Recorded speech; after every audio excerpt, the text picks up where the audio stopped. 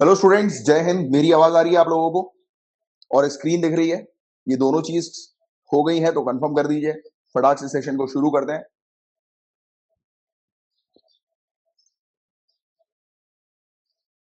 चलो, very good. Session को start करते हैं। आज कौन से टॉपिक्स हम लोग कवर करने जा रहे हैं तो उसका मैं आपको आइडिया दूंगा। देखिए, limited liability partnership amendment bill 2021। तो इस बिल के अंदर हम लोग देखेंगे लिमिटेड लायबिलिटी पार्टनरशिप के अंदर क्या चेंजेस लाए जा रहे हैं, इसको हम लोग समझेंगे। एंड होपफुली मैंने आपको टाइम दिया था, आपने एलएलपी के टॉपिक को कवर कर लिया होगा, लिमिटेड लायबिलिटी पार्टनरशिप के टॉपिक को पूरी तरह से अच्छे से कवर कर लिया होगा। इस टॉपिक को हालांकि पहले भी हम लोग कवर कर चुके हैं। फिर मैंने आपको एमपी लैट स्कीम पढ़ने के लिए दिया था अभी थोड़ी देर पहले ही। एप्लीकेशन के अंदर स्टडी मटेरियल के कॉलम पे आपके पास लिंक आ गई होगी।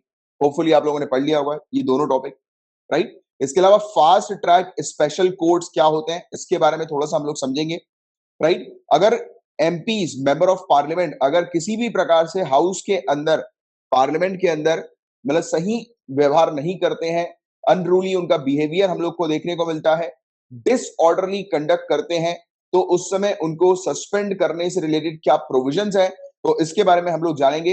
फिर देखिए, रिक्यूजल का टॉपिक बहुत बार आ रहा है, बहुत बार, मतलब कि ये मान के चलिए कि पिछले महीने भी कितनी बार आया, उससे पहले भी कितनी बार आया। If I am not wrong, 5 से 6 बार तो इस टॉपिक को मैं आप लोग को कवर करवा चुका हूं। और मैंने भी आपको लिंक भेजी थी कल भी, और इवन आज जो है वो आपको कहा भी था मैसेज में कि आपको ये टॉपिक को भी कवर कर लेना है। होपफुली आपने रिक्यूजल के टॉपिक को कवर कर लिया होगा, राइट। इसके अलावा CERT-IN के बारे में थोड़ी सी चर्चा करेंगे। Indian computer emergency response team के बारे में बात करेंगे। अनाई मलाई फ्लाइंग फ्रॉग, इसके बारे में थोड़ा सा हम लोग जानेंगे। और उआपा, ये टॉपिक भी बहुत ज्यादा इंपॉर्टेंट है, ये भी मैंने आप लोग को इसकी लिंक भेज दी थी, होपफुली आप लोगों ने पढ़ लिया होगा। तो ये कुछ चीजें जो है वो आज हम लोग कवर करने जा रहे हैं, राइट। तो स्टार्ट करेंगे पेपर 2 के टॉपिक से। इस बिल को हम लोग समझेंगे। ये बिल जो है वो क्या, मतलब limited liability partnership amendment bill जो है वो क्या है, क्या चेंजेस लिमिटेड लायबिलिटी पार्टनरशिप में लाए जा रहे हैं, राइट। अच्छा, पहले तो मुझे ये बताओ, लिमिटेड लायबिलिटी पार्टनरशिप से रिलेटेड किसी भी स्टूडेंट को कोई डाउट है तो वो पहले पूछ लो, क्योंकि ये बिल तभी समझ में आएगा जब एलएलपी सही तरीके से क्लियर रहेगा। मैंने आप लोग को पढ़ने के लिए लिंक दी थी, आपने होपफुली फॉलो किया होगा। कोई डाउट है तो पूछो, नहीं तो मैं आगे बढ़ूं। चलो, वेरी गुड। चलो स्टार्ट कर रहे हैं हम लोग। ये बिल जो है गाइस, ये रिसेंटली राज्यसभा के अंदर पास हुआ। ये बिल अमेंड कर रहा है लिमिटेड लायबिलिटी पार्टनरशिप एक्ट 2008 को, एलएलपी 2008 को जो है वो अमेंड कर रहा है ये बिल। तो इस बिल के क्या बेसिक ऑब्जेक्टिव्स हम लोग को, उद्देश्य हम लोग को देखने को मिल रहा है, क्या की प्रोविजंस है, प्रमुख प्रावधान है, और फोकस इस बिल का क्या हम लोग को देखने को मिल रहा है। तो देखो, ये बिल फोकस किस चीज के ऊपर कर रहा है? दो चीज के ऊपर कर रहा है, टू चीजों के ऊपर, 2 पॉइंट्स के ऊपर। एक तो ईज ऑफ डूइंग बिजनेस को तेज करने के लिए काम कर रहा है, फैसिलिटेट कर रहा है, आसान बना रहा है, right, ease of doing business को। और दूसरा, इंकरेज कर रहा है स्टार्टअप्स को, राइट। तो ईज ऑफ डूइंग बिजनेस को किस प्रकार से आसान बना रहा है? तो देखो गाइस, एक व्यक्ति आसानी से बिजनेस कब कर पाएगा? जब उसको बिजनेस करने में, जैसे कि होता है ना, कई बार कुछ पेपर वर्क्स होते हैं, टाइम लगता है बिजनेस को रजिस्टर कराना, फलाना एक्टिविटीज होती है। और कई बार क्या होता है, छोटी छोटी चीजों के कारण, जैसे छोटे छोटे कंप्लाइंस होते हैं, राइट। जैसे कि फॉर एग्जांपल उसने कोई एक पेपर या एक कोई फॉर्म फाइल नहीं किया, तो फिर उसको उसको पीनल चार्जेस जो है वो करने पड़ते हैं, पे करने पड़ते हैं, राइट। पेनाल्टी उसके ऊपर लगती है ना। तो ये चीज आपने सुनी होगी। तो यहाँ पर सरकार यही कर रही है। यहाँ पर काफी सारे ऐसे ऑफेंस हैं, राइट। आप ये कह सकते हो ऐसे छोटे मोटे अपराध, पेटी ऑफेंस आप कह सकते हो, टोटल 12, जिसको डीक्रिमिनलाइज कर रही है सरकार इस बिल के थ्रू, राइट। तो आज की डेट में 24 पीनल प्रोविजंस हम लोग को देखने को मिलते हैं, जिसमें से 21 कंपाउंडेबल है और 3 नॉन कंपाउंडेबल है। तो कंपाउंडेबल और नॉन कंपाउंडेबल में क्या फर्क हम लोग को देखने को मिलता है? तो कंपाउंडेबल का मतलब कि ऐसे ऑफेंस जहां पर कंप्लेनेंट जो है वो कॉम्प्रोमाइज सीक कर सकता है। मतलब कि फॉर एग्जांपल, दो लोग के बीच, दो पार्टी के बीच में जो है वो विवाद हुआ। अब ये दो पार्टी आपस में, जैसे कोर्ट इनको मौका देती है कि चलो आपको सुलझना है तो सुलझ लो आपस में। जैसे ये होता है ना, फैमिली वाले मैटर्स हम लोग को देखने को मिलते हैं, जिसमें कोर्ट एक बार बोलती है कि आप आपस में सुलझना चाहते हो। इवन प्रॉपर्टी के केस में भी, सिविल मैटर्स में भी कई बार कोर्ट बोलती है कि आप जो है अगर रिजॉल्व करना चाहते हो अपने डिस्प्यूट को, तो आपको समय दिया जा रहा है इतने दिन में, अगली पेशी तक रिजॉल्व कर लो, फिर फाइनल बता देना, राइट। तो ये चीज होती है, मतलब कि आप कोर्ट के बाहर जाकर रिजॉल्व कर सकते हो अपने डिस्प्यूट में, नहीं कि कॉम्प्रोमाइज हो सकता है। तो ये कंपाउंडेबल की कैटेगरी में आ जाता है। कंपाउंडेबल के आगे लिख लो आप अगर चाहो तो, कॉम्प्रोमाइज, सिंपल एक शब्द, जिसमें आपको पता लग जाएगा। नॉन कंपाउंडेबल मतलब कि इसमें कॉम्प्रोमाइज के लिए टाइम नहीं दिया जाता या स्पेस नहीं दी जाती है। सिर्फ इतना इसमें फर्क हम लोग को देखने को मिलता है। तो ऐसे 21 कंपाउंडेबल है और 3 नॉन कंपाउंडेबल, यानी कि 3 काफी मतलब ऐसे गंभीर ऑफेंस होंगे, राइट, जिसमें नहीं दिया जाता होगा, है ना? तो ये चीज हम लोग को देखने को मिल रही है। अब इस बिल के अंदर और क्या चेंज किए गए? एक तो डीक्रिमिनलाइज किया जा रहा है, फर्स्ट पॉइंट, फर्स्ट चेंज हमने लिख लिया कि डीक्रिमिनलाइज किया जा रहा है क्या, वेरियस ऑफेंसेस को, right, ease of doing business को बढ़ावा देने के लिए, स्टार्टअप्स को बढ़ावा देने के लिए कि इजीली स्टार्टअप जो है वो स्टैब्लिश हो जाए।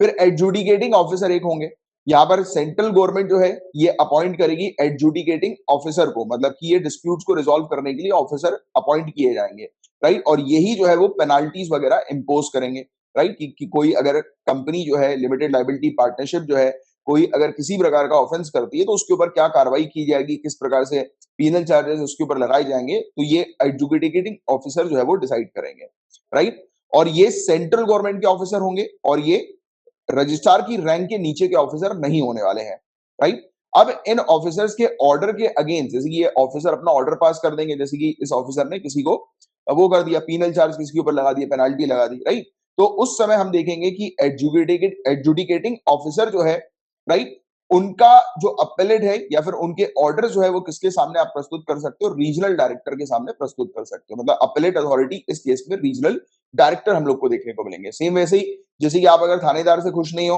तो आप सीएसपी कार्यालय जा सकते हो, सीएसपी कार्यालय से खुश नहीं हो तो फिर आप एसपी कार्यालय जा सकते हो, एसपी कार्यालय से खुश नहीं हो तो डीआईजी कार्यालय जा सकते हो, फिर आईजी, है ना। तो इस प्रकार का हम लोग को हिरार्की जैसे देखने को मिलती है ना, वैसे ही इस केस में ये दो हम लोग को बताई जा रही है। फिर बता रहे हैं कि सेंट्रल गवर्नमेंट एस्टैब्लिश करेगी एक स्पेशल कोर्ट, राइट, जिससे कि मामले जितने भी एलएलपी से रिलेटेड है जल्दी से जल्दी रिजॉल्व हो सके, स्पीडी ट्रायल हो सके, राइट। तो ये चीज हम लोग को देखने को मिलेगी। अब अपीलेट ट्राइब्यूनल की भी बात कर दी, जैसे कि ये कोर्ट है, अब इस कोर्ट के फैसले कहां सुने जाएंगे, तो अपील जितनी भी होंगी NCLT national company law tribunal के ऑर्डर के अगेंस्ट वो national company law appellate tribunal पर सुनी जाएगी, राइट। और बिल ने ऐड किया है कि appeals can not be made against an order pass with the consent of parties. अब देखो पॉइंट टू बी नोटेड, जैसे कि मैंने भी आपको क्या बताया कंपाउंडेबल ऑफेंस के बारे में, कितने कंपाउंडेबल ऑफेंस है, कितने हैं बताओ। अभी हमने बात करी ना कंपाउंडेबल ऑफेंस में, याद आ रहा है आपको, बताओ जरा कितने हैं कंपाउंडेबल ऑफेंस, लिख दो तुरंत के तुरंत, कितने हैं इस एलएलपी के अंदर, 21, वेरी गुड, 21 कंपाउंडेबल है, 03 3 जो है वो नॉन कंपाउंडेबल हमें देखने को मिलता है। हाँ बिल्कुल ऐसे ही, आपको पढ़ते पढ़ते ही चीजों को याद करनी है गाइस, मेरे साथ आप पढ़ रहे हो तो कॉन्सेंट्रेशन के साथ ऐसा पढ़ो कि आपको याद रहनी चाहिए चीजें, ठीक है। मैं थोड़ी देर बाद पूछूंगा भी तो आप उसका आंसर दिया करो। अब इसमें हमने क्या बोला कि जैसे कि जो कंपाउंडेबल ऑफेंस है इसमें पार्टीज जो होती हैं उनके बीच में समझौता हो जाता है। अब ऐसा अगर समझौता हो चुका है तो ऑब्वियस सी बात है कि उस ऑर्डर के अगेंस्ट तो फिर आप अपील नहीं करोगे ना, राइट। वो तो बेवकूफी हो जाएगी कि अरे यार पार्टी ने पहले तो समझौता कर लिया फिर बाद में जाके बोल रहे कि नहीं नहीं हम तो अपील करेंगे, राइट। तो वो ऐसे केसेस नहीं लिए जाएंगे और अपील जितनी भी होंगी वो 60 दिन के अंदर अंदर फाइल की जानी चाहिए, बट उसमें एक्सटेंडेबल पीरियड जो होगा वो अनदर 60 डेज का मिल सकता है, राइट, एक ऑर्डर के थ्रू। तो ये चीज हम लोग को देखने को मिल रही है। इसके अलावा बिल ने यह भी कहा है कि स्मॉल एलएलपी को जो है वो बनाया जाएगा, यानी कि छोटी लिमिटेड लायबिलिटी पार्टनरशिप को जो है वो बनाया जाएगा, राइट। और इसमें कंट्रीब्यूशन जो होगा पार्टीज की तरफ से वो अप टू 25 लाख का होगा और इसे बढ़ाकर 5 करोड़ रुपए का किया जा सकता है। और टर्नओवर जो होगा वो 40 लाख तक का हम लोग को देखने को मिलेगा और इसे बढ़ाकर 50 करोड़ रुपीस तक का किया जा सकता है। तो ये वाली बातें यहाँ पर बता रहे हैं। फिर स्टार्टअप्स की बात की गई है, लिमिटेड लायबिलिटी पार्टनरशिप के स्टार्टअप्स की बात की गई है, तो सेंट्रल गवर्नमेंट जो है वो नोटिफाई करेगी कुछ लिमिटेड लायबिलिटी पार्टनरशिप को एज अ स्टार्टअप एलएलपीज के तौर पर, राइट। तो ये वाला पॉइंट भी आप थोड़ा सा ध्यान में रखना कि सेंट्रल गवर्नमेंट एक नोटिफिकेशन के थ्रू कुछ एलएलपीज को स्टार्टअप एलएलपी जो है वो डिक्लेयर करेगी, राइट। और स्टैंडर्ड्स क्या होंगे अकाउंटिंग के, तो सेंट्रल गवर्नमेंट ही प्रिस्क्राइब करेगी। तो देखो अल्टीमेट हम लोग हर जगह देख रहे हैं सेंट्रल गवर्नमेंट के पास ही मेन पावर हम लोग को देखने को मिल रही है। तो सेंट्रल गवर्नमेंट निर्धारित करेगी, प्रिस्क्राइब करेगी कि अकाउंटिंग और ऑडिटिंग के क्या स्टैंडर्ड्स होने चाहिए, यानी कि किन चीजों को आपको फॉलो करना है, राइट, अकाउंटिंग करते समय, ऑडिटिंग करते समय एलएलपीज के अंदर, राइट। और सेंट्रल गवर्नमेंट जब ये चीज प्रिस्क्राइब करेगी, निर्धारित करेगी, राइट, तो उसमें वो कंसल्ट करेगी नेशनल फाइनेंशियल रिपोर्टिंग अथॉरिटी से, राइट। तो ये वाला पॉइंट आप लोग ध्यान में रखिएगा। और लिमिटेड लायबिलिटी पार्टनरशिप होपफुली आप लोगों ने कवर कर लिया होगा, राइट, जैसा मैंने अभी आपको बताया था। तो नोट्स इसके आपको मिल जाएंगे आपके इसमें। आप बताओ इसमें अभी तक का कोई किसी भी स्टूडेंट को कोई भी डाउट हो तुरंत बताओ। यार अभी मैंने अभी बीच में आपको शायद याद आ रहा हो, मेरे ख्याल से पॉलिटी की क्लास में मैंने आपको बोला था कि वो घंटी बजती है तो उसमें किसी को डिस्टरबेंस तो नहीं होता है। क्या क्या होता है कि इस समय ये टाइम जो होता है ना, घर में पूजा होता है, आपने सुना होगा कि इस टाइम के में मेरे बैकग्राउंड में कई बार घंटी बजती रहती है। तो मैंने एक दिन मम्मी से बोल दिया था कि अरे यार मम्मी, आप पहले घंटी थोड़ी सी बजाती थी, आजकल ज्यादा बजा रही है। तो अभी वो क्या सावन वगैरह चल रहे हैं ना, तो अब आजकल वो मम्मी घंटी नहीं बजा रही है, वो थोड़ी देर करती है और फिर वो हो जाती है। अब वो मुझे उसमें बुरा भी लग रहा है कि मैंने कहा अरे यार क्यों बोल दिया इनको, राइट, कि इंसान पूजा भी ढंग से नहीं कर पा रहा है, ये तो मैं उल्लंघन कर रहा हूँ उनके। अच्छा बताओ, राइट टू रिलीजन किस आर्टिकल के अंदर हम लोग को देखने को मिलता है? राइट टू फ्रीडम टू वो होता है ना, propagate religion, article 25। Very good. तो देखो मैं उनके आर्टिकल 25 को उल्लंघन करके आ गया अभी 3-4 दिन पहले। तो अब उसको सही करूंगा आज जाके। कल भी बोला था मैंने कि अरे यार, कल क्या हुआ था, कल मैंने नोटिस किया था, मेरे मम्मी को एक बार बोला था कि मम्मी आप जब बजाते हो तो क्या होता है, मैंने स्टूडेंट से पूछा था कि उनको कोई डिस्टर्बेंस तो नहीं होता है। तो स्टूडेंट ने तो हालांकि बोला कि नहीं होता, बट फिर मैंने उनको बोला कि मेरा कई बार क्या होता है कि एकदम से घंटी कुछ बज जाती है तो मेरा कॉन्सेंट्रेशन एकदम वो होता है, डाइवर्ट होता है हल्का सा। मम्मी कल क्या कर रही थी, ऐसे धीरे धीरे धीरे धीरे बजा रही थी, तो अब उसमें भी लग रहा था कि अरे यार ये तो नाटक है, आज थोड़ा सा बजाया और बंद कर दिया, अब बोलूंगा मैं उनको। चलो एनीवेज, एमपी लाइट स्कीम के बारे में बात कर रहे हैं अब, ठीक है, आगे बढ़ रहे हैं। इसके बारे में तो मैंने आप लोग को ऑलरेडी वो दे ही दी है, लिंक दे दी है, तो होपफुली आप लोगों ने इसको कवर कर लिया होगा। एमपी लाइट स्कीम क्या है उसके बारे में पढ़ लिया होगा बहुत अच्छे से।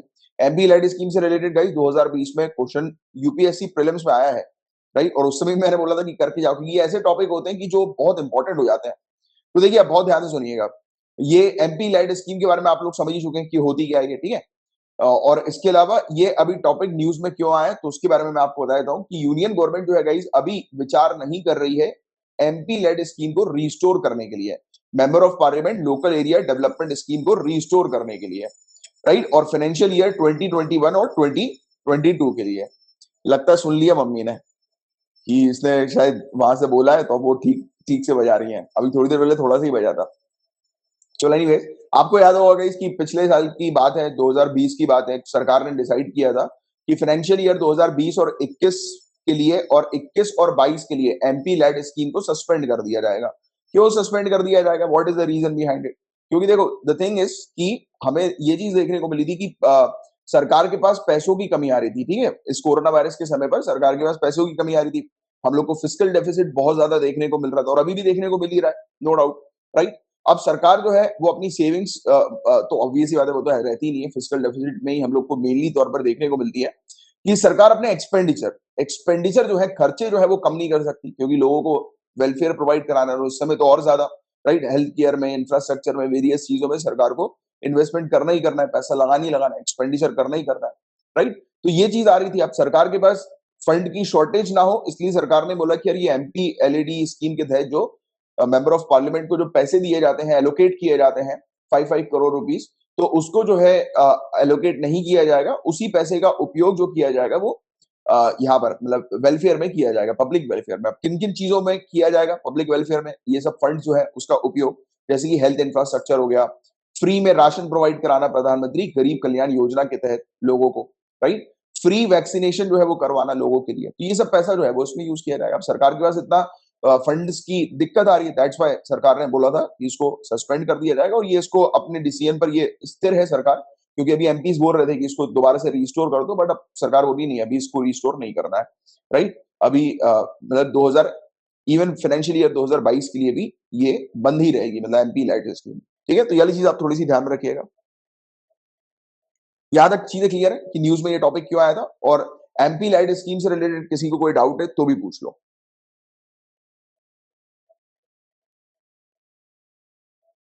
क्लियर ना, चलो वेरी गुड, आगे बढ़ते हैं हम लोग।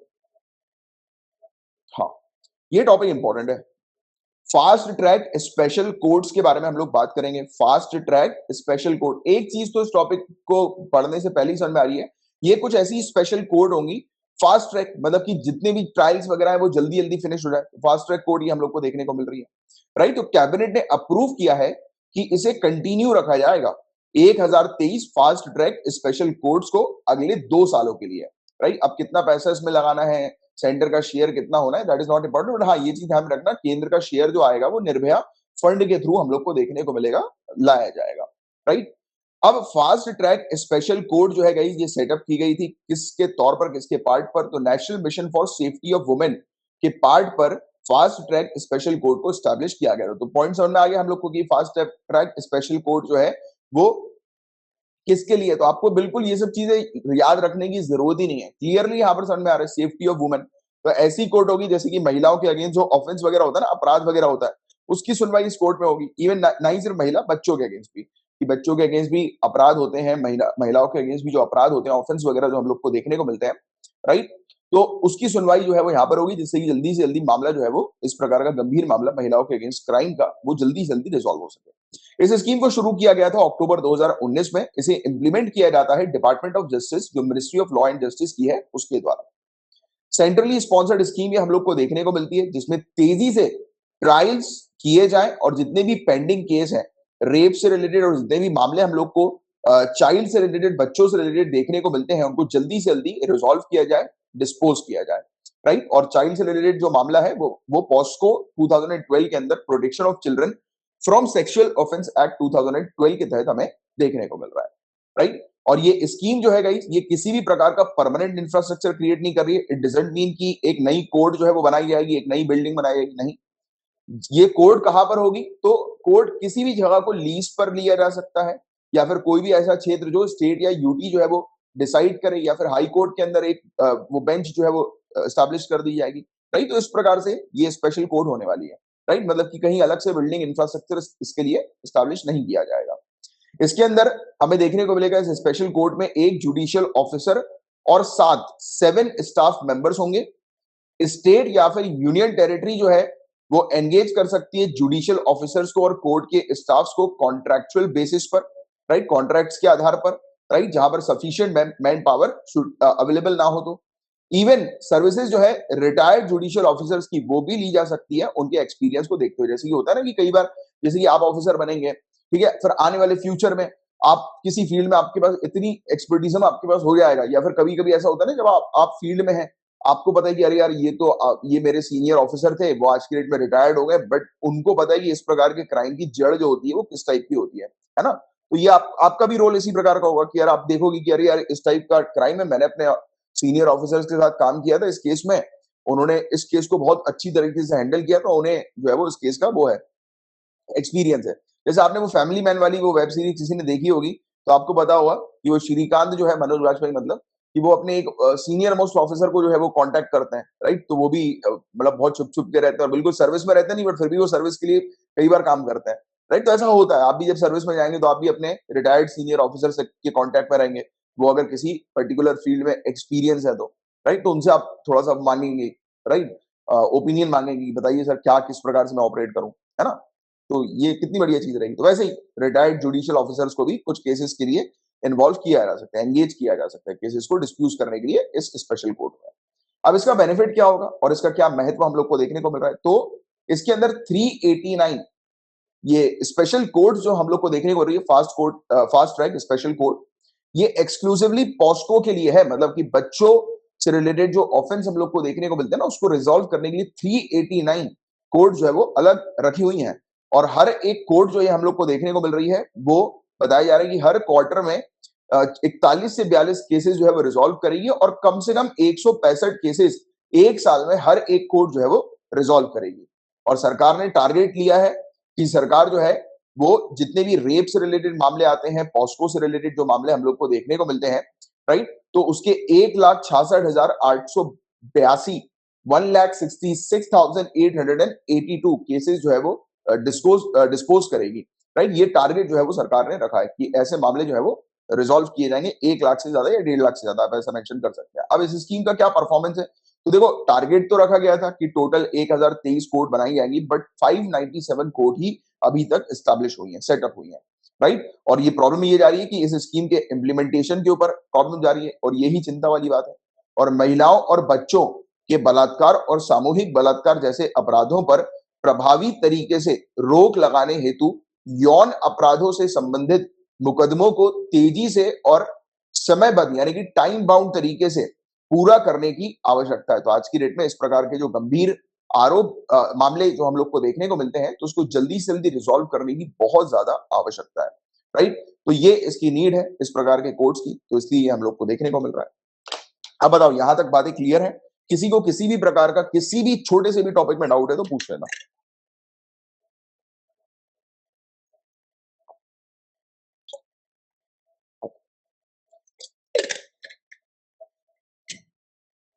चलो आगे बढ़ रहे हैं। Suspension of member of parliament, right, for disorderly conduct. तो उपद्रवी आचरण करने पर सांसद सदस्यों का निलंबन, राइट, संसद के सदस्यों का निलंबन। तो इस पर हम लोग बात करेंगे। तो राज्यसभा के जो सभापति जो हम लोग को देखने को मिलते हैं, चेयरमैन जो हम लोग को देखने को मिलते हैं, इनके द्वारा तृणमूल कांग्रेस के 6 सांसदों को उनके अत्यंत उपद्रवी आचरण के कारण, यानी कि उन्होंने बहुत ग्रॉसली डिसऑर्डर किया था, मतलब कि जो होता है ना कोड ऑफ कंडक्ट, उसको सही तरीके से मेंटेन नहीं किया था हाउस के अंदर, राइट, उपद्रव मचा दिया था, हल्ला कर दिया था, राइट। तो उनके इस आचरण के लिए राज्यसभा में दिन भर के शेष कार्यवाही के लिए, मतलब कि राज्यसभा में जैसे फॉर एग्जांपल अभी लंच हुआ है, ठीक है, लंच से पहले उन्होंने कांड कर दिया, राइट, तो अब लंच के बाद तक के लिए उनको अलाउ नहीं किया गया अटेंड करने के लिए राज्यसभा की प्रोसीडिंग को, राइट। तो ये चीज हम लोग को यहां पर देखने को मिली, उनको आदेश दे दिया, ऑर्डर दे दिया कि आप बाहर चले जाइए, राइट। और ये संसद सदस्य पेगासस कांड का विरोध करते हुए, पेगासस मामले के बारे में आप जानते ही हैं, वो जो लीक हुई थी कि जर्नलिस्ट हो गया, कुछ लीडर्स वगैरह हो गए, राइट, तो उनके ऊपर स्पाई किया जा रहा है, निगरानी रखी जा रही है एप्लीकेशन के थ्रू, राइट। इजरायली कंपनी हम लोग को देखने को मिलती है, एनएसओ, याद आ रहा है।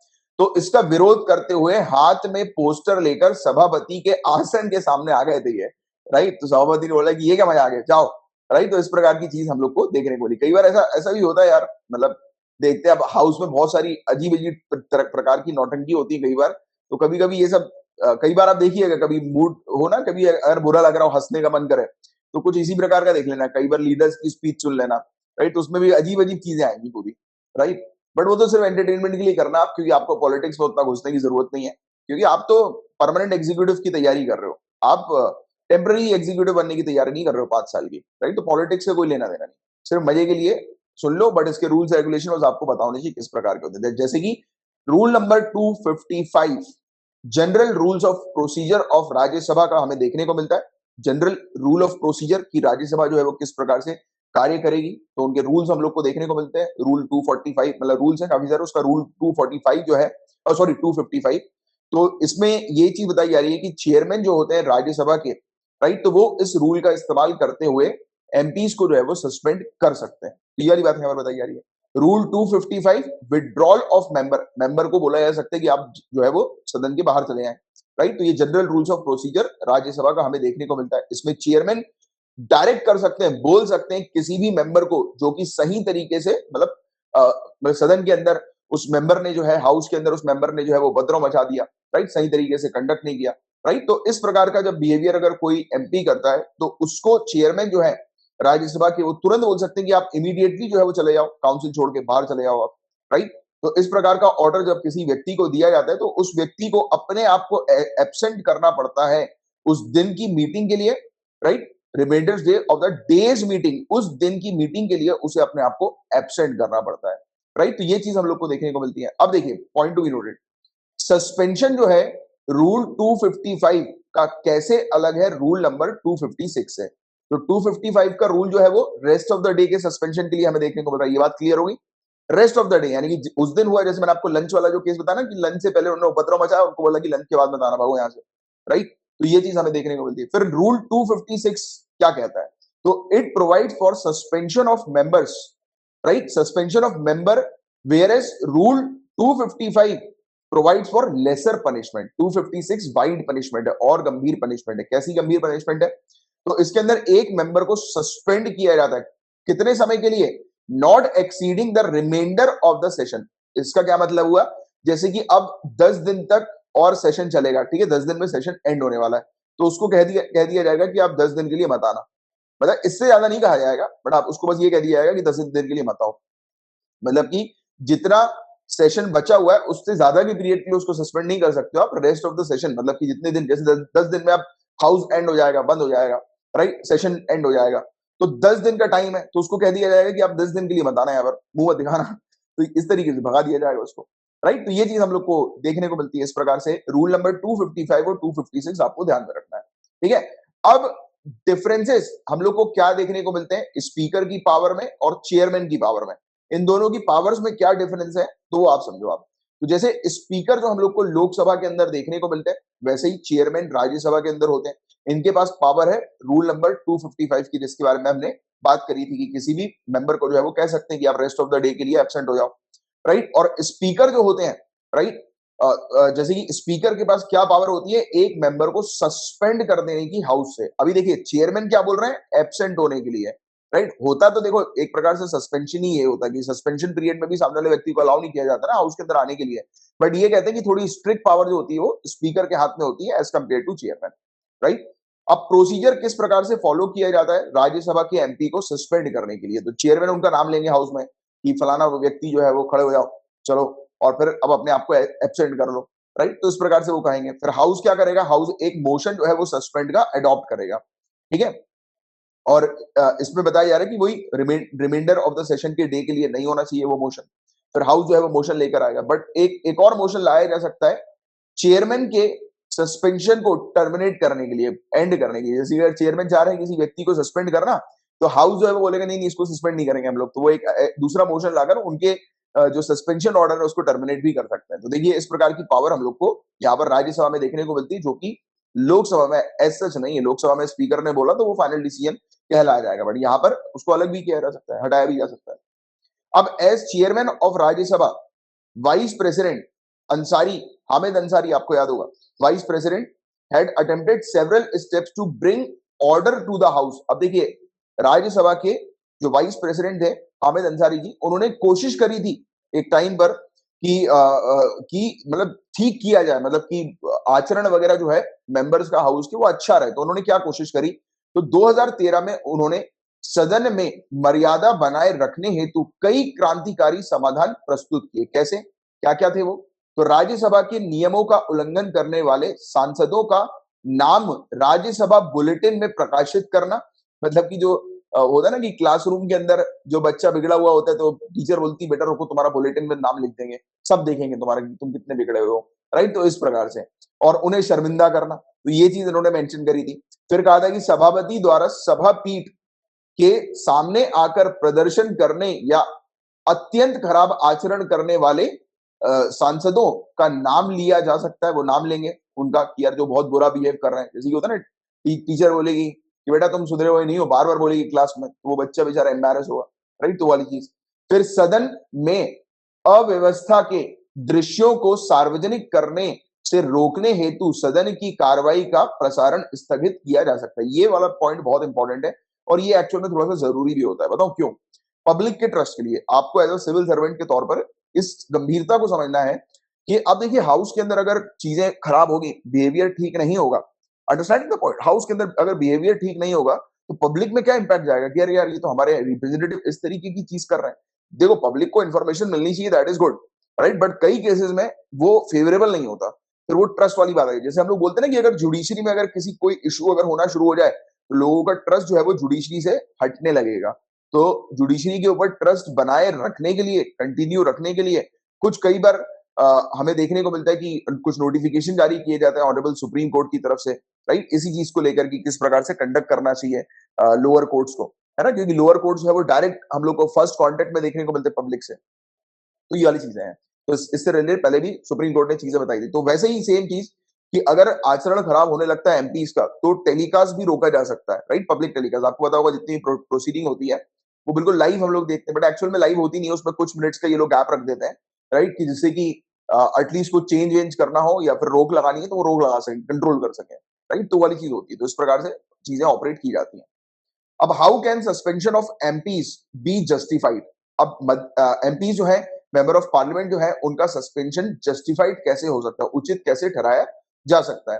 तो देखो ये एक प्रकार का एक्सट्रीम स्टेप नहीं लगता कि एक व्यक्ति के अनरूली बिहेवियर को कर्व कर रहे हैं, कोई एक्सट्रीम स्टेप नहीं लगता कि अरे यार इस प्रकार से किसी एमपी को जो कि पब्लिक का रिप्रेजेंटेटिव है उसको भगा दिया गया हाउस से, राइट। ये तो गलत बात लगेगी ना, ये तो ऑब्वियस ही बात है कि जो लोग जिन्होंने उसे चुना है उनके उनको भी एक प्रकार की ठेस पहुंचेगी कि अरे यार हमारे जो रिप्रेजेंटेटिव है इसको निकाल दिया गया, है ना। तो वो भी एक इशू हम लोग को देखने को मिल सकता है। इवन कई बार बताऊं क्या होता है कि जैसे कि होता है ना क्लास में मैडम किसी मॉनिटर को अपॉइंट कर देती है कि बेटा क्लास में डिसिप्लिन मेंटेन करके रखना, कोई भी बच्चा अगर शैतानी करे तो उसका नाम ब्लैक बोर्ड पे लिख देना, है ना। मैम बोल के जाती है ऐसे किसी बच्चे को अपॉइंट करती है। कई बार क्या होता है वो बच्चा शाणा बन जाता है, जैसे कि मुझ जैसा बच्चा। अब तो लगा देते थे कि मैंने कहा शांति से बैठ के, एकदम पावर आ जाती ना हाथ में कि अरे यार टीचर ने पावर दे दी कि अब तो बस, फिर तो वो सामने वाला अपने आप को डिक्टेटर समझने लगता है, राइट। तो वो वाली एक कहानी आई थी कि हाउस में ऐसा नहीं करना कि चेयरमैन अपने आप को डिक्टेटर समझने लगे, राइट। तो वो उस चीज पर भी बहुत ध्यान देने की आवश्यकता यहाँ पर बताई जा रही है, राइट। कि एक संतुलन बना रहना चाहिए। याद रखना चाहिए कि पीठासीन अधिकारी जो चेयरमैन है या प्रिसाइडिंग ऑफिसर या स्पीकर है, तो इनका कार्य सदन का संचालन करना है, ना कि पॉइंट टू बी नोटेड, ना कि उस पर शासन करना। वही डिक्टेटरशिप वाली बात, right. So there can be no question that enforcement of supreme authority of presiding officer is essential for smooth conduct of proceeding. तो देखो प्रिसाइडिंग ऑफिसर को इसलिए ही रखा जाता है कि वो हाउस में डिसिप्लिन वगैरह को मेंटेन करने का काम करे, राइट। बट इस प्रकार की भी चीज नहीं होनी चाहिए कि एकदम वो अपना शासन चलाने लगे, राइट। उनको अगर मॉनिटर बना दिया, देखभाल करने के लिए कह दिया, तो उसका मतलब ये नहीं कि पिटाई करने लगे वो, राइट। भागो यहाँ से, निकलो यहाँ से, तो वो सब काम नहीं करना है कि वो चीज गलत हो जाएगी। और आपको अपने मेंस में इस गंभीरता को किससे रिलेट करना है? इस गंभीरता को रिलेट करना है, जैसे मैंने भी आपको बताया कि यार वो पब्लिक का रिप्रेजेंटेटिव है, जिसको आप निकाल रहे हो, तो एटलीस्ट मतलब कुछ वैलिड रीजन के तौर पर ही निकालना चाहिए। कई बार क्या होता है कुछ खुन्नक निकालने के लिए भी इस प्रकार की हरकत देखने को मिली हुई है, राइट, कई बार। चलो एनीवेज, तो ये था टॉपिक, होपफुली आपको चीज समझ में आ गई होगी। इसमें अभी कोई डाउट है किसी को तो पूछ लो।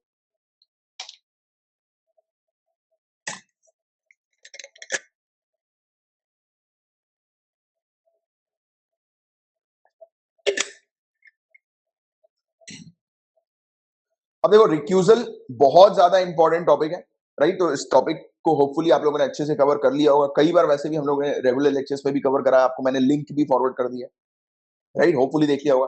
रिक्यूजल में किसी को कोई डाउट है तो पहले पूछ लो, फिर आगे बढ़ेंगे। डन है, चलो वेरी गुड। डाउट नहीं होना चाहिए यार। मैं ये चाहता हूं, मैं ये सेशन आप लोग का इसलिए ले रहा हूं, लाइव सेशन, की आप तुरंत इंटरेक्ट करो, कोई भी इशू है उसको तुरंत की तुरंत रिजॉल्व करो, राइट। कोशिश करो क्लास में ही पूरे के पूरे इश्यूज को रिजॉल्व करने की, राइट, कि जिससे कि तुरंत समझ में आए। क्योंकि एक बार जब आप पढ़ रहे हो ना, उसी समय चीज अगर क्लियर, और ये चीज आप अपने जब सेल्फ स्टडी करते हो तो भी उस चीज को लागू करो। जैसे कि अगर आप कोई पैराग्राफ पढ़ रहे हो ना, वो पैराग्राफ अगर आपको समझ में नहीं आया तो दूसरे पे अभी मत जाना, क्योंकि प्रॉब्लम क्या होगी, वो चीज कनेक्टेड रहेगी, राइट। दूसरे पे चले जाओगे तो पुराना समझ में नहीं आएगा, पुराना ढंग से समझ में नहीं आएगा, तो फिर वो कनेक्टिविटी डेवलप नहीं होगी। अपने कॉन्सेप्ट हर एक टॉपिक के उसी समय क्लियर कर लो, राइट। कई बार स्टूडेंट बोलते हैं, जैसे कि कुछ मैं आपको आर्टिकल्स फॉरवर्ड करता हूँ, अब आर्टिकल अब वो इंग्लिश में ही होता है, अब क्या करूं मैं, तो हिंदू न्यूज़पेपर इंग्लिश में ही आता है, वो हिंदी में मिलता नहीं है, उसको ट्रांसलेट करने के लिए वो क्या टाइम वगैरह भी बहुत ज्यादा लगाना पड़ता है। बट फिर भी आप लोग का एक हिंदी मीडियम के लिए मैं कहना चाहूंगा, आपका एक कंपलसरी पेपर है इंग्लिश का, राइट। तो आपको चीजों को थोड़ा सा रीड करने की हैबिट तो एटलीस्ट डालनी चाहिए बीच बीच में, राइट। तो मैं जो आपको ज्ञानशीला की पीडीएफ देता हूँ, आज रात तक अपलोड हो जाएगी पीडीएफ आपके इसमें टीचमेंट पे, राइट। तो जो आपको जो मैं कंटेंट प्रोवाइड कराता हूँ उसको आप रीड किया करो। अब आप बोलोगे कि सर हमें समझ में नहीं आता, डिक्शनरी लेकर बैठो, बट रीड तो करो, एक दिन तो दो अपने आप को कि एटलीस्ट थोड़ा तो अपन रीड कर लें। और even same with English medium students, आपको मैं जब भी हिंदी कंटेंट देता हूं तो उसको अवॉइड नहीं करना है, उसको एक बार रीड करना है, राइट। और इवन कोशिश किया करो, जिनकी हिंदी वीक है लिख लिया करो यार, एक दिन तो लिख लिया करो, क्योंकि लिखना है आप लोगों को, राइट, जरूरी है। नहीं तो फिर उसमें भी डिफिकल्ट आ जाएगी, ये चला गया ना तो फिर ये वाला पेपर जो होता है वो क्वालिफाइंग का होता है, अगर ये चलेगा तो दिक्कत आ जानी है, राइट। भले ही फिर कितना भी जीएस रट लो, बैठ लो, जो करना है कर लो, बट ये चला गया तो दिक्कत आएगी। तो अभी भी इस तरीके से आपको चीजों को करना है। रिक्यूजल के बारे में मेंशन नहीं है कॉन्स्टिट्यूशन के अंदर कहीं पर भी रिक्यूजल के बारे में। चलो एनीवेज आगे तो बताया होगा ना मेरे ख्याल से, उस वीडियो में ये चीज मेंशन नहीं थी क्या कि कॉन्स्टिट्यूशन में रिक्यूजल के बारे में मेंशन नहीं है? मेरे ख्याल से होगी यार,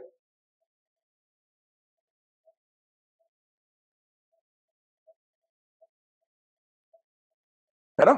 चलो आगे आओ।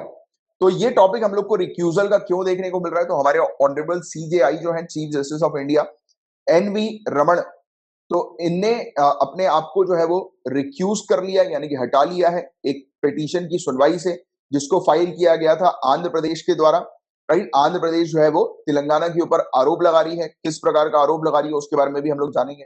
तो सुनवाई से अलग होने का क्या कारण है, तो मुख्य न्यायाधीश जो हमारे ऑनरेबल चीफ जस्टिस हैं एन वी रमन, राइट। तो ये कहां से बिलोंग करते हैं, तो ये अविभाजित आंध्र प्रदेश से बिलोंग करते हैं, मतलब कि जिस समय आंध्र प्रदेश और तेलंगाना एक हुआ करते थे, राइट। और पिछली सुनवाई में मुख्य न्यायाधीश ने कह भी दिया था कि वो आंध्र प्रदेश और तेलंगाना दोनों राज्य से हैं और इसलिए वे दोनों राज्यों के मध्य कानूनी मुद्दों पर मामले की सुनवाई नहीं कर सकते, राइट। तो उन्होंने अपने पर्सनल सेंटीमेंट्स को देखते हुए उसको रिक्यूज कर लिया, क्योंकि जजेस रिक्यूज कब करते हैं, जैसे कि आप भी हो, आप जो है वो कई मामले में आपको कोई अगर कोई मामला दिया जाएगा आगे चल के, राइट, किसी केस को रिजॉल्व करने के लिए दिया जाएगा, अगर वो केस आपके किसी रिलेटिव से रिलेटेड होगा, राइट, तो आप क्या कर सकते हो, आप ऑनेस्टी दिखाते हुए कि आप जो है वो किसी प्रकार का पक्षपात ना करो, इसलिए आप उस केस से हट सकते हो, बोलोगे यार नहीं यार ये तो मेरे बेस्ट फ्रेंड इसमें इन्वॉल्व है यार, मैं तो फिर वो सही तरीके से न्याय नहीं कर पाऊंगा, सही तरीके से जस्टिस नहीं कर पाऊंगा, इसलिए आप हट जाते हो, निकल जाते हो, है ना। तो यही चीज हम लोग को देखने को मिलती है और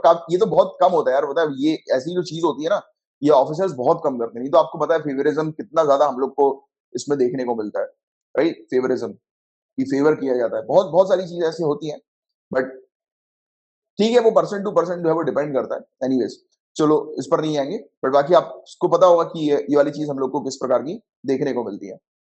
मेंस में कभी मत लिखना, ठीक है, वो फेवरिज्म के बारे में कल भी मैंने पॉलिटी की क्लास में आप लोग को एक्सप्लेन किया था। जैसे कि आपके सी सेट पेपर 2 में भी कई बार ऐसे स्टेटमेंट आ जाते हैं लिखने वाले, होता नहीं, कुछ ऐसे क्वेश्चन आते हैं एथिक्स वाले, कि एक क्वेश्चन मैं आपसे पूछता हूँ, कल की पॉलिटी की क्लास में पूछा था, आज फिर से पूछ लेता हूँ, कि जैसे कि अब बहुत ध्यान से सुनना इस क्वेश्चन को। आपका एक बेस्ट फ्रेंड है, ठीक है, आपका बेस्ट फ्रेंड है, बिल्कुल जिगरी यार है, बचपन से घूम रहे हो उसके साथ, राइट, और बिल्कुल आपके दुख में सुख में सब में वो काम में आता है, बात समझ रहे हो। तो वो आपका बहुत ही बेस्ट फ्रेंड है, आप लोग एक एग्जाम लिख रहे हो, उस एग्जाम में वो बंदा चीटिंग कर रहा है, आपने देख लिया उसे, यार यार ये तो चीटिंग कर रहा है यार, तो आप उसको तुरंत जो है वो टीचर को पकड़वा दोगे, राइट, तुरंत अगर टीचर को बोल दोगे कि ये देखो ये लड़का चीटिंग कर रहा है, राइट, क्या आप ऐसा करोगे, या फिर आप एग्जाम के बाद उस अपने फ्रेंड को बोलोगे कि भाई चीटिंग मत किया कर नहीं तो पकड़ा जाएगा। तो ऑप्शन ए या ऑप्शन बी बताओ, आप उसको एग्जाम के बाद समझाओगे क्या।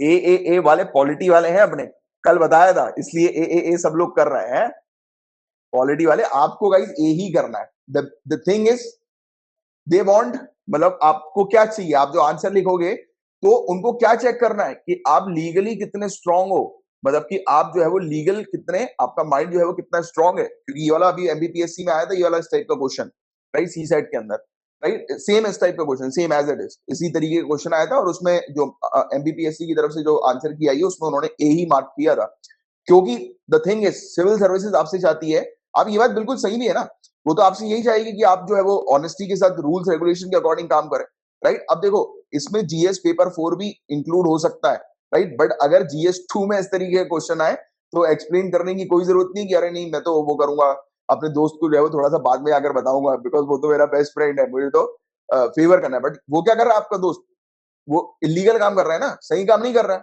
अब आपके इसी माइंड सेट से उन लोग बताओ क्या इंटरप्रेट करेंगे कि कल को अगर इसका दोस्त मर्डर करके आ जाएगा तो ये तो अपने दोस्त को बचा लेगा, बात समझ रहे हो आप, बात समझे आप, इस चीज को लिंक किया आपने आपके इस चीज से। तो हमेशा जब भी मैं आपसे बोलता हूँ मेंस में आपको उपयोग नहीं कर रहा है, कई बार मुझे एक बार एक स्टूडेंट गुस्सा हो गए थे कि सर आप जो है वो गलत बता देते हो, कि इस तरीके से थोड़ा ना होगा, जैसे मैंने पॉलिटिशियन को लेकर कई बार बोला था कि कई बार अगर जो पावर में जो पॉलिटिकल पार्टी या ना भी हो, तो आपको पॉलिटिकल पार्टी के फेवर में एकदम नहीं आना है, या फिर उसके एकदम अपोज में नहीं आना है। तो एक स्टूडेंट चटका हुआ था, मेरे पास मैसेज आया था कि सर इस तरीके से मतलब सही नहीं है, मतलब कि आप जो बोलते हो कि अगर वो गलत कर रहे हैं तो हमें क्या गलत नहीं लिखना चाहिए क्या, राइट, ये तो बहुत ही गलत गलत बात है। तो मैंने, अब मैं क्या समझाऊं, किस किस को क्या समझाऊं, मैं फिर कई बार रिप्लाई भी नहीं करता आजकल, मैंने कहा कि अरे यार ज्यादा क्या होता है कि ज्यादा ज्ञान देना जो है ना, वो एक बार ज्ञान दो समझ में आता है, वो बार बार ज्ञान दो और उसमें मेरा भी टाइम वेस्ट होता है, फिर सामने वाले को समझना ही नहीं, उसको अपना ओपिनियन ही बना के बैठना है, तो क्या करें। मैं इतनी बार क्लास में बता चुका हूं कि आपको जो आंसर लिखना है, आपको नहीं पता कौन आपकी कॉपी चेक कर रहा है यार, तो आप न्यूट्रल रहकर चलो, आपकी कॉपी कौन चेक कर रहा है आपको नहीं पता, ठीक है। अब जैसे एक कोई एक्स व्यक्ति है, अब वो बीजेपी का फेवरेट है, राइट, उसको बीजेपी बहुत पसंद है, बिल्कुल कट्टर भक्त है वो, राइट, वो आपकी कॉपी चेक कर रहा है, आपने बीजेपी के बारे में उल्टा सीधा लिख दिया कि नहीं यार ये तो सरकार ने बहुत सारी गलतियां करी, ऐसा किया वैसा किया। आप लिखो कि गलती करी, बट ये भी लिखो कि चलो ठीक है, मतलब रिफॉर्म लाने की आवश्यकता है, मतलब इस तरीके से लिखो स्टेटमेंट में कि हमें इन इन चीजों में रिफॉर्म लाने की आवश्यकता है, यानी कि बेहतर करने की आवश्यकता है। उनकी गलती को पॉइंट आउट मत करो, उसको बेहतर लाने की आवश्यकता में कर दो। तो वो बात सेम ही होती है ना कि अगर सरकार ने जैसे कि जिस प्रकार से जीएसटी को इंप्लीमेंट किया, तो आप ये भी मेंशन कर सकते हो कि और बेहतर तरीके से अगर उसको लाया जाता, जैसे कि कंपनसेशन का इशू अगर और नेगोशिएट करके रखा जाता, तो और अच्छी रिलैक्सिंग पोजीशन पे हम लोग होते। तो ऐसे बहुत सारी चीज आप रख सकते हो, बट आपको लिखना जो है वो न्यूट्रल रहकर लिखना है, किसी के पक्ष में नहीं लिखना है, क्योंकि ये गलती करोगे तो दिक्कत आएंगी। तो लोग समझते नहीं है, तो लोग आर्ग्यू करने लगते हैं, और मैंने तो बंद ही कर दिया आर्ग्यू करना। मैंने कहा मैं एक बार बताऊंगा, समझ में लेना है, इनटेक करना है तो कर लो, वरना कोई बात नहीं। क्योंकि अब प्रॉब्लम क्या होती है यार, जिसको नहीं समझना उसको आप कुछ नहीं कर सकते समझा के। और ये चीज तो मैं आपको पर्सनल भी लाइफ में कहना चाहता हूं, कभी भी किसी को बार बार ज्ञान मत दो। समझाने के लिए एक बार समझा लो, सामने वाले को समझ में आ रही है तो वेल एंड गुड, क्योंकि देखो जिसको समझना है वो समझ लेगा, जिसको नहीं समझना है वो कुछ साल बाद समझ लेगा, राइट, वो अपने एक्सपीरियंस के थ्रू समझ लेगा। तो आप भी कभी किसी को सही ठहराने की कोशिश मत करो, सब लोग अपनी अपनी जगह सही रहते हैं। आप अपने अकॉर्डिंग उसको बता दो एक बार, उसको समझना है, समझेगा। कोई भी किसी भी केस में मैं आपको बता रहा हूं, आप अपनी पर्सनल लाइफ में भी होता है ना कि कई बार हम लोग काफी सारे लोगों को, अपने चहितों को कई बार बैठकर समझाने लगते हैं कि अरे नहीं नहीं ये गलत है, ये मत करो, ये मत करो, ये करोगे तो इससे तो नुकसान हो जाएगा, बट सामने वाला वही कर लेता है, क्या करें, है ना। तो ये वाली चीज हम लोग को देखने को मिलती है। अब देखो पूरा मामला क्या था, क्यों सीजीआई हटे, तो एक चीज तो उन्होंने बोल दी थी कि यार वो उनके पर्सनल सेंटीमेंट्स है, राइट, तो वो हमने देखने को मिला था, तो वो हट गए। बट ऐसा क्या चल रहा है कि आंध्र प्रदेश जो है वो तेलंगाना के ऊपर आरोप लगा रही है। तो आंध्र प्रदेश ने आरोप लगाया तेलंगाना के ऊपर कि तेलंगाना जो है वो डिसीजन को नहीं मान रही है, राइट, वाटर मैनेजमेंट को लेकर एपेक्स काउंसिल के डिसीजन को, जो कि आंध्र प्रदेश रीऑर्गेनाइजेशन एक्ट 2014 के तहत स्टैब्लिश की गई थी, राइट। इसने उनके डायरेक्शन को इग्नोर किया, even Krishna river management board के डायरेक्शन को इग्नोर किया, राइट, और जो कि कॉन्स्टिट्यूट अगेन की गई थी 2014 एक्ट के तहत, और इवन केंद्र के डायरेक्शन को भी तेलंगाना ने इग्नोर किया। किस टाइप के डायरेक्शन को इग्नोर किया कि पानी नहीं दे रही थी, मतलब इनका कहना यह है कि आंध्र प्रदेश ने जो आरोप लगाया है कि तेलंगाना उसके राज्यवासियों को पीने और सिंचाई, यानी कि पीने के पानी और इरिगेशन के लिए, सिंचाई के लिए जो पानी की आवश्यकता होती है कृष्णा नदी के, तो उस पानी को जो है वो नहीं दी जा रही है, यानी कि जो उनका वैध हिस्सा है, मतलब कि जो लेजिटिमेट शेयर ऑफ वाटर जो होना चाहिए ड्रिंकिंग और इरिगेशन का, वो आंध्र प्रदेश को तेलंगाना की तरफ से नहीं मिल रहा है। तो ये एक इशू चल रहा है रिवर वाटर शेयरिंग से रिलेटेड। तो ये बस आपको एक आइडिया होना चाहिए। और रिक्यूजल का टॉपिक इंपॉर्टेंट है, या फिर जुडिशियल डिस्क्वालिफिकेशन का टॉपिक इंपॉर्टेंट है, इसका आपको एक आइडिया होना चाहिए। चलिए, क्लियर है यहां तक बातें। अब यहां पर किसी को कोई डाउट तो पूछ, एक मिनट रुकना, एक मिनट रुकना, कुछ स्टूडेंट का कुछ डाउट आया है सर। एक सर बाद में फिर बोलते हैं तुम्हें समझाया नहीं तब ग... अच्छा एक मिनट रुक जाओ, एक मिनट, ये एक तो नीचे होता है,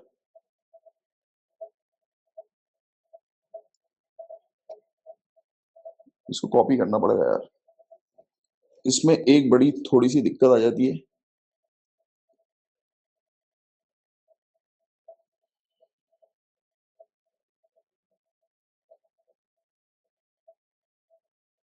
तुम्हें समझाया नहीं तब गाइड नहीं किया, ऐसे ये समझ में नहीं आया यार मुझे। यस सर, एक बार को मैं हो गया था एग्जाम में, देन एग्जाम में रिस्पॉन्सिबल सिटीजन वर्ड से सही समझ में आया। हाँ बिल्कुल, उनको पता है क्या चाहिए, उनको ये चाहिए कि आप जो है वो कितने वो हो, मतलब कि इस लॉ को लेकर लीगल कितने आप जो है वो चीजों को देखते हो। Sir you are saying the person is best friend. हाँ, वो आपके दुख सुख में साथ रहता है, तो मैंने ये जानबूझ के कहा था ना।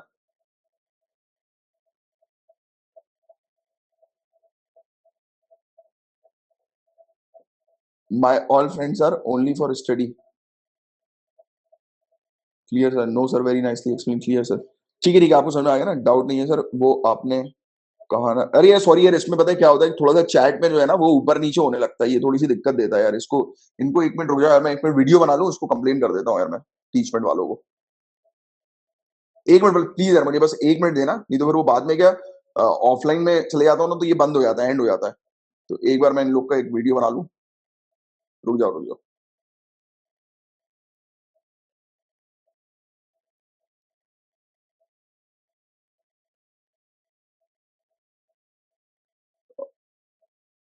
Hello, Teachment team. Look, I am facing this kind of issue. Actually, whenever I try to scroll up, look, I'm trying to scroll up, and as soon it is not actually uh, like stabling at the accurate point. I'm trying to scroll up, but again, it is going down. It's not in my control. Even I am not able to look at the chat of my students. Please work on this particular issue. I'm facing it a lot since beginning itself. Thank you so much. चलो guys, हो गया. अब आगे बढ़े अपने topic पर.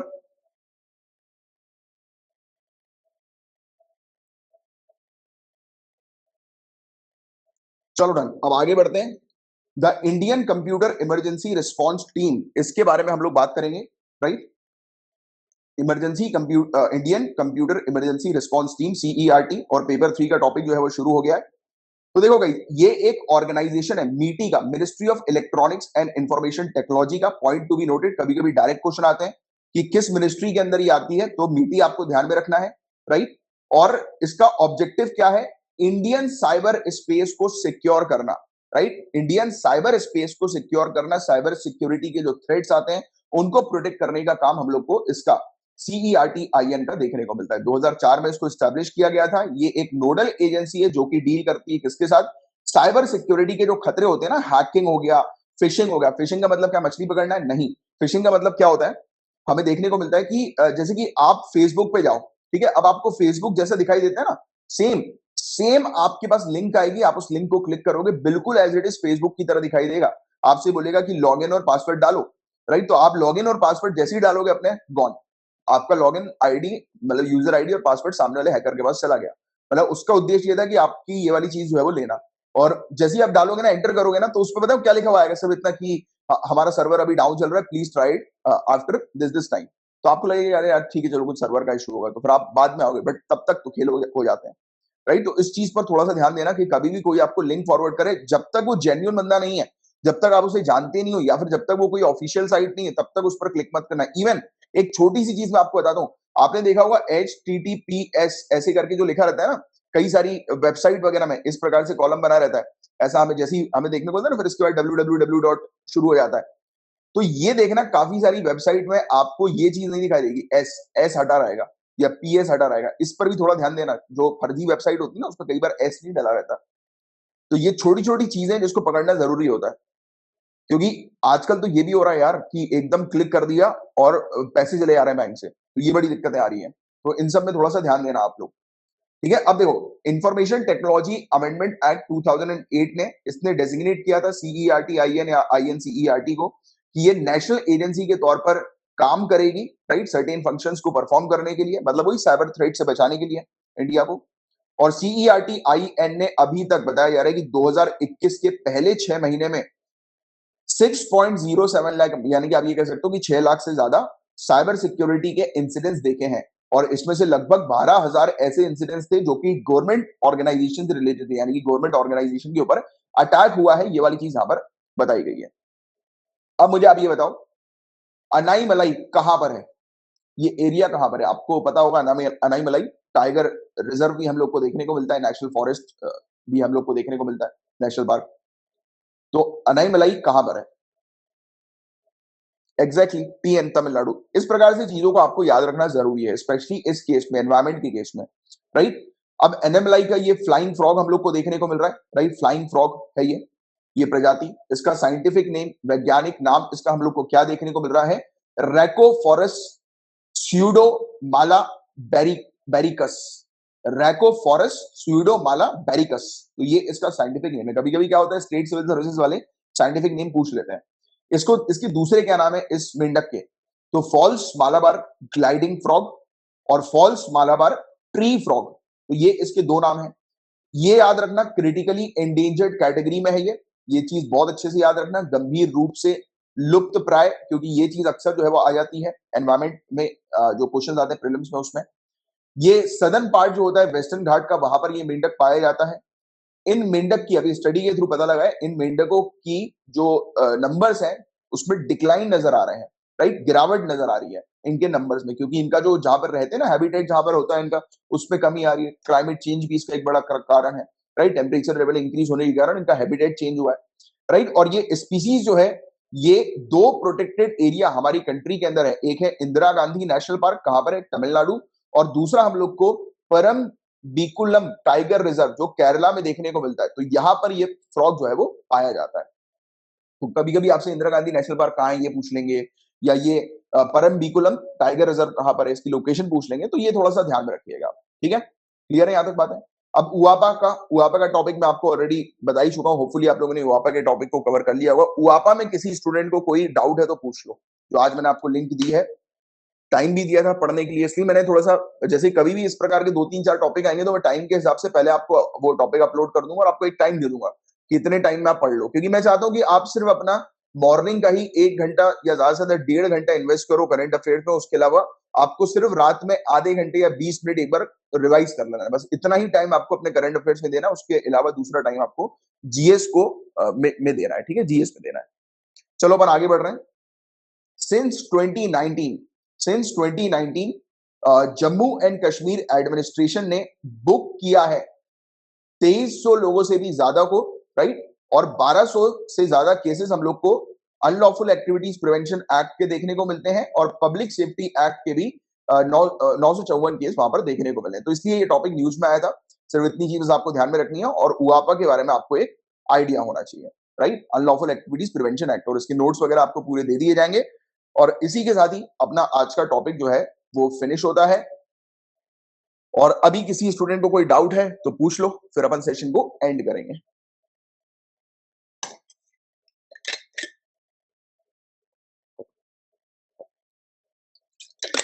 चलो very good, चलो मिलते हैं अब नेक्स्ट क्लास में,